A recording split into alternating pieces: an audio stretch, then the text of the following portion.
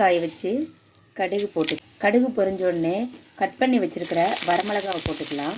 வரமிளகா நல்லா வந்து இந்த மாதிரி ப்ரௌன் கலராக வரணும். அது வரைக்கும் வந்து நம்ம நல்லா எண்ணெயிலே பொரிச்சிக்கலாம். இது கூட கருவேப்பிலை ஒரு கொத்து சேர்த்துக்கலாம்.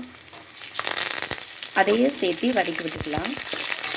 நல்லா வதங்கிடுச்சு. இப்போ கட் பண்ணி வச்சுருக்கிற சின்ன வெங்காயம் வந்து நம்ம ஃபுல்லாக சேர்த்து வதக்கி விட்டுக்கலாம். அதையும் சேர்த்து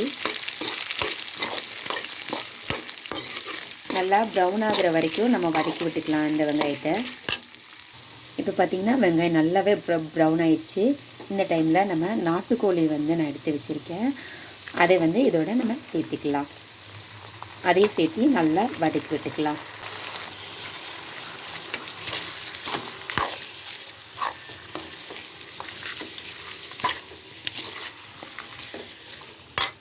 இப்போ பார்த்திங்கன்னா நான் கறிக்கு தேவையான உப்பும் மஞ்சத்தூளும் போட்டு நான் மூடி வைக்க போகிறேன். கொஞ்சம் நேரம் ஒரு அரை மணி நேரம் வந்து நம்ம தண்ணி நல்லா கறி வேகிறதுக்கு தேவையான தண்ணியை வந்து நம்ம ஊற்றிக்கலாம். ஃபுல்லாக மூழ்க பாருங்கள் ஃப்ரெண்ட்ஸ். இப்போ நான் தண்ணி வந்து நல்லா ஊற்றிட்டேன். இது வந்து நல்ல மிளகாய் எது இல்லை கருவேப்பிலை எது எல்லாமே வந்து கறியோடு சேர்த்து நல்லா மசியட்டும். அந்தளவுக்கு வந்து நம்ம வேக வச்சுக்கலாம். ஒரு அரை மணி நேரம் நல்லா வேக வச்சுக்கலாம்.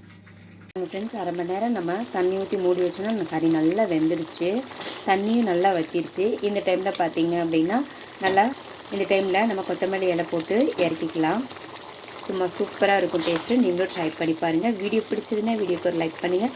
ப்ளீஸ் என்னோடய சேனலை சப்ஸ்கிரைப் பண்ணிக்கோங்க. தேங்க்யூ ஃபார் வாட்சிங்.